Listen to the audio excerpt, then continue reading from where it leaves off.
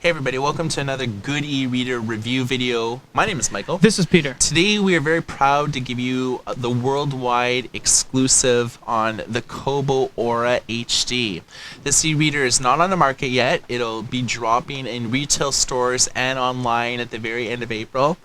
What's so exciting about this e-reader? Well, it has the highest resolution out of any 6-inch or 7-inch e-reader on the market, and it actually blows away the Amazon Kindle Fire HD as well as the Barnes & Noble Nook HD, and those are tablets. The resolution is 1440 by 1080, and this is a 6.8-inch e-ink Pearl display. Now this is considered an HD display, and this also has the ability to generate light. So much like the Kobo Glow, this will actually allow you to read in the dark. Now, the processor speed is very fast. It's about 1 gigahertz, and you'll see throughout the review video that actually really makes a huge difference. So let's take a look at the hardware. The look hasn't changed much from the Kobo Glow. It looks very much similar. You lose the buttons like you did on the Kobo way back when and the Kobo Touch, so there's not too much of a difference. We'll just push this in for a sec. Very similar stylings, except obviously this is a significantly larger screen. If you want to see these two pitted against each other, we will show you the full comparison video between the Kobo Aura and the Kobo Glow in a future video. Looking on the bottom, we have a micro USB and a micro SD card slot. This is for transferring data and charging your device, and the micro SD card slot is suitable to handle 32 gigabytes of storage.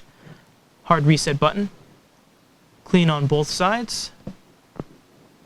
And on the top, you have LED indicator light, glow light activation, and a very obvious power button / standby button, which is very nice and orange, so you're not going to be confused between which button does what, because you'll know that this is the power button. On the back, you get this very nice bent metal kind of appearance to it. Kobo's always done nice things with their back, like they have with the quilted back you can see here. Yeah, I mean, the design principles behind the Aura HD, very cool. Lots of neat angles, but it actually is very friendly with your hands because, you know, the way that your fingers are, this is actually, I think, a little bit easier to hold than something that has just a pure flat bottom. This actually conforms to most people's hands and the way that you would actually hold it, and those little grooves are to basically accommodate fingers. And it looks really cool. You can see that the main home screen on the Kobo Aura HD is very different from previous iterations of the company's line of e-readers. These things here are all dynamic. As you've accessed menus and features, these will change. We've accessed the web browser recently. We've added new books. We've created new shelves. You can see here Dungeons & Dragons PDF book that we added, and a sync button. The sync button remains consistent. What this basically does is if you made purchases off of the website or within the apps on your iPad or Android tablet, it will sync all your ebooks to here. So there's a few things going on here on the main screen. If you click here, you can kind of see your shortcut, battery life, help, Wi-Fi. There's only a few options here that I really want to show you because they're important and they're kind of new.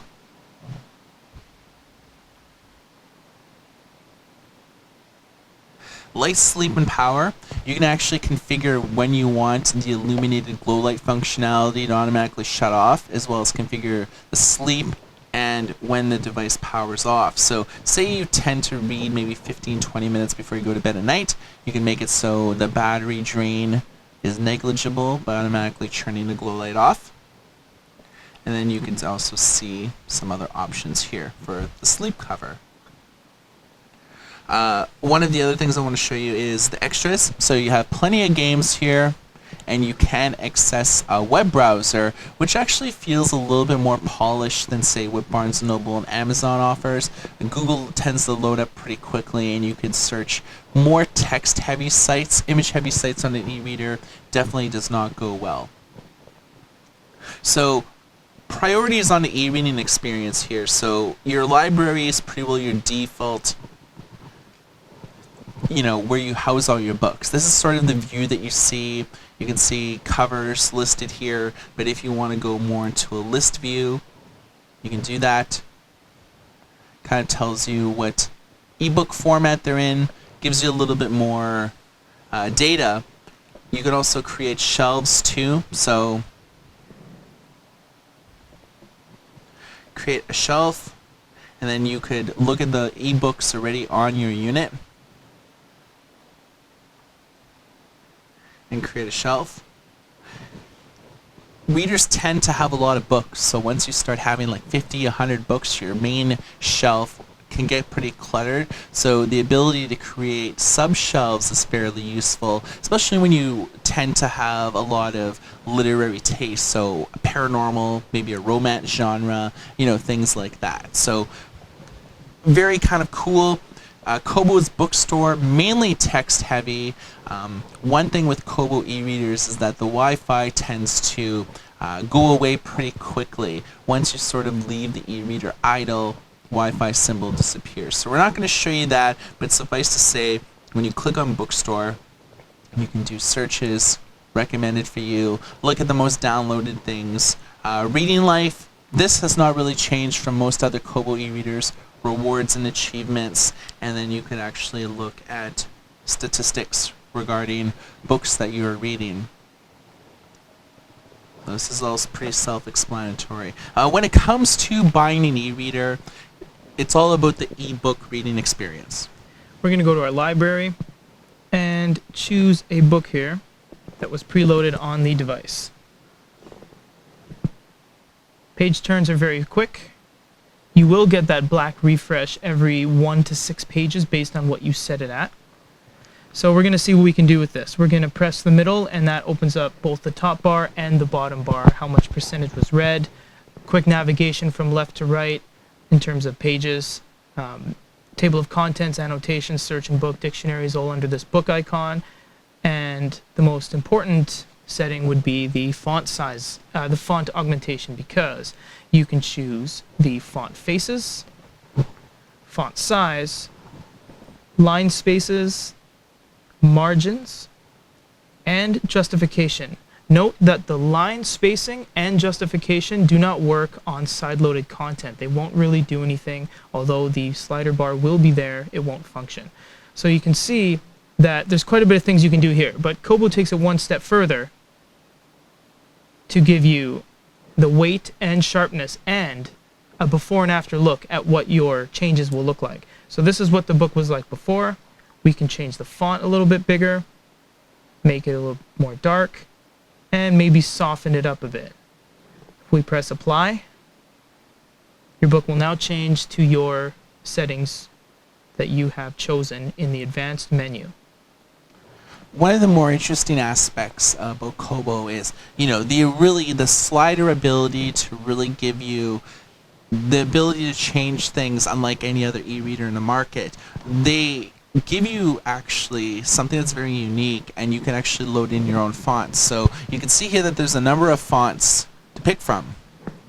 But if you have your favorite type of font, Times New Roman, Arial, things like that, you could add in your own fonts by just loading them in the font directory. So we know a lot of users that have a ton of fonts. You have your newspaper fonts you like, you have your ebook fonts that you like, so it gives you a lot of versatility in to be able to do that. So we've showed you some of the text changes and some of the slider changes. Well, what's the glow light look like on this new e-reader? So we're going to press the button at the top to turn it on. So you can see that it is on at a very low setting, and we can go to brightness and actually crank it up to full. Now it doesn't look this blue in person. This is the camera setting to get the most clearest picture out of the e-ink screen, but it ends up that the brightness comes off a little blue. But this is one of the whitest lights we've seen. So take it to a comfortable level.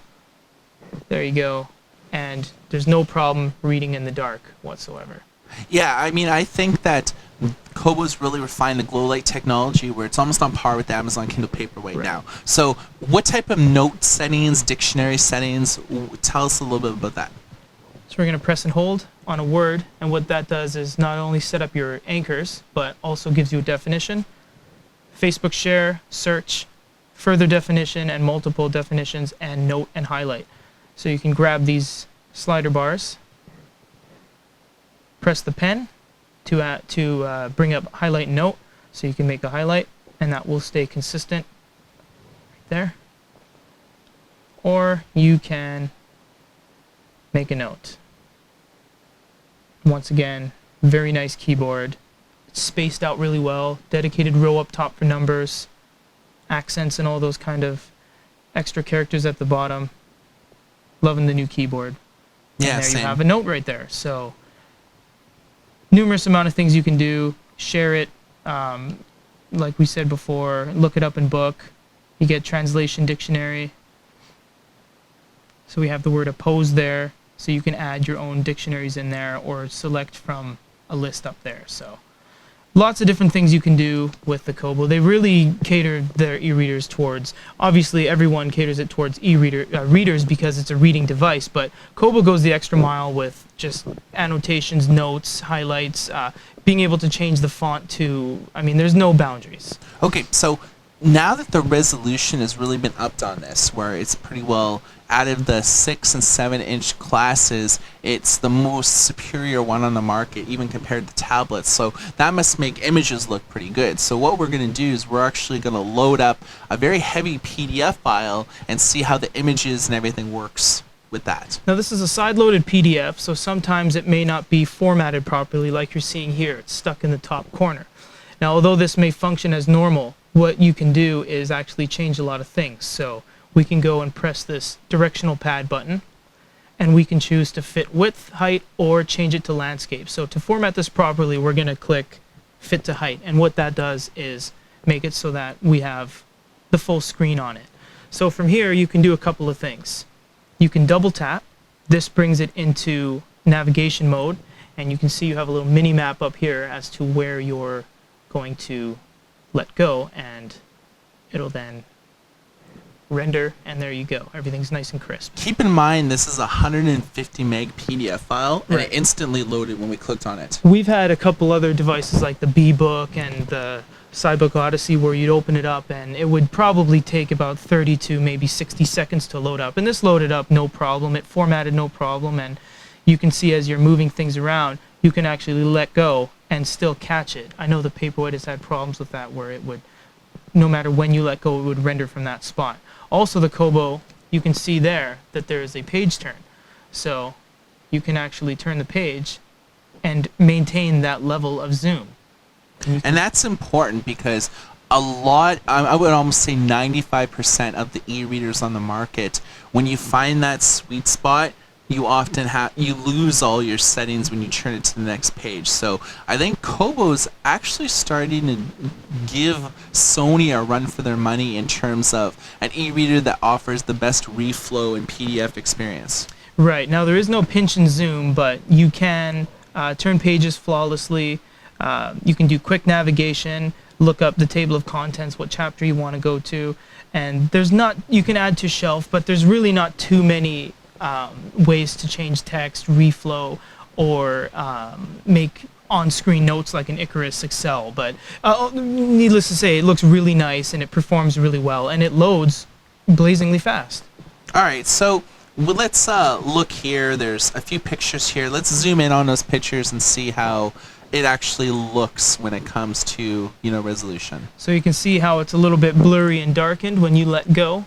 It's going to render the picture immediately, and you get a incredibly detailed picture. That actually looks A little bit menacing, but yeah, it looks menacing, but I mean, it is a Dungeons and Dragons thing. This is he's got 2 arms less than Goro right there, huh?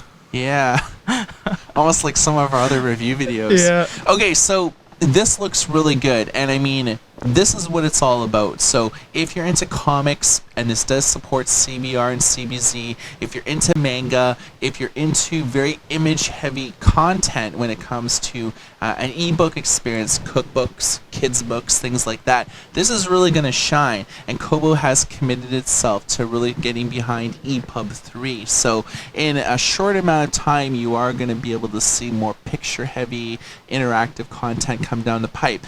When it comes down to it, I'm a huge fan of the Aura HD. Having an e-reader with this crazy resolution really steps up the game, and it really does cater to a lot of the international markets that Kobo is going into right now. Japan, where it's manga, very image heavy type of content when it comes to their literary tastes. But for people who live in North America, I think Kobo does a wicked job at being able to cater to both newbie users but also very advanced users, people that want to load in their own fonts, people who want to be able to have a lot more control over their devices, shelves, being able to sideload books but not lose the dictionary like a lot of e-readers make you do. So I do definitely like this e-reader, and stay tuned to our YouTube channel because we're going to actually compare this to the Kobo Glow as well as the Amazon Kindle Paperwhite and other common e-readers on the market. So this has been the first look at the new Kobo Aura HD.